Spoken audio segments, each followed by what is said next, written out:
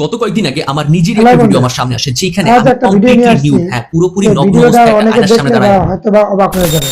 কারণ পুরো ঘটনা আসি গত সপ্তাহে আমার একটা ফ্রেন্ড আমাকে ফোন দিয়ে বলেছে ওর ছোট বোনের নিউড মাথায় কোনো আইডিয়াই নেই। আর সবচেয়ে বড় যেটা প্যাথেটিক সেটা হচ্ছে পরের মাসে মেয়েটা বিয়ে। এআই দিয়ে আর তার থেকেও বড় কথা যেই নিউডগুলো সোশ্যাল মিডিয়াতে আদান প্রদান করছে মানে যেটাকে ভাইরাল করা হয়েছে সেটা ওই মেয়ের ছবি না, অর্থাৎ ওটা একটা fake AI generated image. Just imagine. তো গত কয়েকদিন যাবত অনেক জায়গায় দৌড়াদৌড়ি, স্পেশালি পুলিশ স্টেশনে দৌড়াদৌড়ি করার পর জানা গেল যে গত বছর মেয়ের যে ছেলেটার সাথে রিলেশন ছিল ওই ছেলেটা রিভেঞ্জ মেন্টালিটি বা প্রতিশোধ বা কিছু একটা করার জন্য মেয়েটার ছবি থেকে এআই দিয়ে পোশাক সরিয়ে ছেড়ে দিয়েছে ইন্টারনেটে। ভাইরাল, খুব কমন একটা ব্যাপার, রাইট? আজকাল তো হচ্ছে। তারপর গতকাল রাতে এই পুরো ঘটনা আমি আমার এক বড় ভাইয়ের সাথে শেয়ার করলাম। তো উনি পুরোটা শুনে বলল, আচ্ছা ঠিক আছে, আমি তোকে পরে ফোন দিচ্ছি। ফোন কেটে দিলাম। তখন রাত 2টা বাজে। আমি সিরিজ দেখা শুরু করলাম। তার ঠিক ঘন্টাখানেক পর মানে 3:15 আমার ওই ভাইয়া আমাকে হোয়াটসঅ্যাপে একটা ভিডিও সেন্ড করে, যেই ভিডিওতে স্পষ্ট দেখা যাচ্ছে আমি একটা আয়নার সামনে নগ্ন অবস্থায় দাঁড়িয়ে অশ্লীল অঙ্গভঙ্গি করতেছি। আমি আমার ভাইকে জিজ্ঞাসা করলাম যে এই ভিডিওটা বানাতে তোমার কতক্ষণ লেগেছে? তো সে বললো যে পুরো প্রসেসটা বুঝতে একটু সময় লাগছে, বাট পুরো প্রসেসটা বোঝার পর জাস্ট 15 মিনিট ইনস্টাগ্রাম থেকে তোর কিছু ছবি ডাউনলোড করেছি, তারপর কিছু রিল, তারপর একটা স্যাম্পল ভিডিও দিছি যে ভিডিওতে ফেস রিপ্লেস করে তোর ফেস বসাই দিছে, ব্যাস 15 মিনিটে ভিডিও রেডি। এই ভিডিওটা এই পর্যন্ত দেখার পর মানুষ এখন 2 ভাগে বিভক্ত হয়ে গেছে। এক ধরনের মানুষ যারা এই ভিডিওটা পজ করে বা মিনিমাইজ করে টেলিগ্রামে গেছে সার্চ করতে উৎস ভাইরাল ভিডিও, আর দ্বিতীয় ক্যাটাগরি মানুষ হচ্ছে আপনি, যার এটা ভেবে গায়ে কাটা দিচ্ছে যে আজ বাদে কাল এরকম একটা ঘটনা যদি আপনার সাথে ঘটে তাহলে কি হবে। আগে আমাদের এটা বুঝতে হবে যে এই কাজগুলো যারা করে তারা কিভাবে করে। এটা 2 ভাবে করা হয়। Number 1 AI images, number 2 deepfake videos. আর এআই ইমেজেস আবার 2 ভাবে করা হয়। এআই ওয়েবসাইট, কিছু টেলিগ্রাম বট আপনার ছবি আপলোড করার মাধ্যমে আপনার ছবি থেকে আর সিম্পলি আপনার পোশাক আশাক সরিয়ে আপনাকে একটা নগ্ন চিত্র জেনারেট করে দিয়ে দেয়। নাম্বার 2 আপনার কিছু ছবি এবং ভিডিও থেকে আপনার একটা ফেস মডেল বা ফেস ডেটা কালেক্ট করা হয়, তারপর অন্য একটা ছবিতে তার চেহারার জায়গায় আপনার চেহারা বসিয়ে দেওয়া হয়। আর ডিপফেক ভিডিও মোটামুটি সিমিলারলি কাজ করে। প্রথমে আপনার ছবি এবং ইমেজ বা ভিডিও থেকে আপনার ফেস ডেটা কালেক্ট করা হয়, তারপর অন্য একটা ভিডিওতে আপনার সেই ফেস বসিয়ে দেওয়া হয়। কয়েক মাস আগেও এই জিনিসটা এতটা নিখুঁত ছিল না, কিন্তু recently South Indian actress Rashmika মান্দানার একটা ভিডিও ভাইরাল হয়।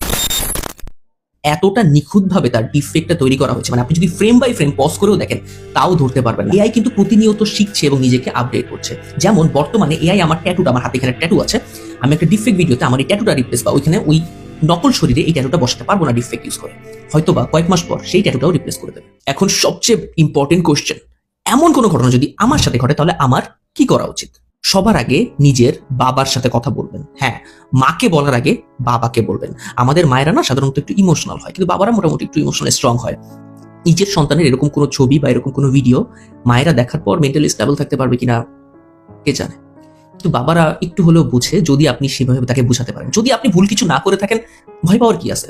আর হ্যাঁ, এইরকম মুহূর্তে যদি আপনার কোনো গোপন কোনো কিছু ভাইরাল হয় বা কেউ যদি ভাইরাল করে, তখন আপনার কাছের বন্ধু, আপনার গার্লফ্রেন্ড বয়ফ্রেন্ড কাউকে বিশ্বাস করবেন না। সাধারণত কাছের মানুষগুলোই বাসটা দেয়, নিজের পরিবার ছাড়া কাউকে না। আপনি এই ভিডিওটা এতক্ষণ ধরে দেখেছেন, তার মানে আপনার মধ্যে একটু হলেও ডিজিটাল লিটারেসি আছে, মানে আপনি সাইবার সচেতন মানুষ। আর এই ডিফেক, এআই এগুলো সম্পর্কে আপনি মোটামুটি জানেন বা অন্য কোথাও শুনেছেন। এআই কিন্তু ডিজিটাল ওয়ার্ল্ডের একটা জিনির মতোই, আর মানুষ নিজের উপকার করার চাইতে অন্যের অপকার করতে বেশি স্বাচ্ছন্দ্য বোধ করে। আপনার রিসেন্ট সোশ্যাল মিডিয়া এক্সপিরিয়েন্স থেকে একটা জিনিস কিন্তু আপনি খুব ভালো করে রিয়েলাইজ করতে পারছেন যে বর্তমানে মানুষ শিক্ষিত হওয়ার পরও মূর্খ।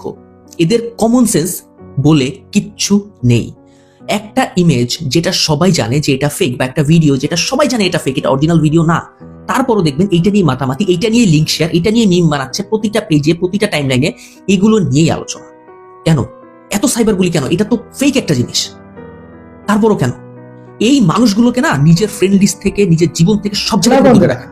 যখন দেখবেন আপনার ফ্রেন্ড লিস্টে এই ধরনের আজে বাজে জিনিস শেয়ার দিচ্ছে, তাকে তখনই ব্লক করেন, শেষ পর্যন্ত দেখবেন, পারলে রিপোর্ট করেন। কারণ এরা এত নিচু মানসিকতার না। একটা কথা বলি, যদি আজবাদে কাল এদের নিজের বোনের ডিফেক্ট ভিডিও ভাইরাল হয়, নিজের বোনের ডিফেক্ট ভিডিও, সেটা দেখে ওরা তাহলে ভিডিওটা বেশি বেশি লাইক এতটা নিচু মানসিকতা। তাই নিজের মেন্টাল হেলথটাকে এদের থেকে সুরক্ষিত রাখুন, নিজেকে সুরক্ষিত রাখুন। কালকে আপনার ক্ষতি করতে এদের 1 মিনিট দিতে হবে। চ্যানেলটিকে সাবস্ক্রাইব করে রাখুন। যখনই কেউ এই ধরনের ভিডিও শেয়ার দিবে, প্লিজ ভিডিওগুলোর নোটিফিকেশন আর এই ভিডিওটা প্লিজ একটু শেয়ার করুন, যাতে এই পজিটিভ মেসেজটা ম্যাক্সিমাম মানুষের কাছে পৌঁছে দিতে পারে। অসংখ্য ধন্যবাদ।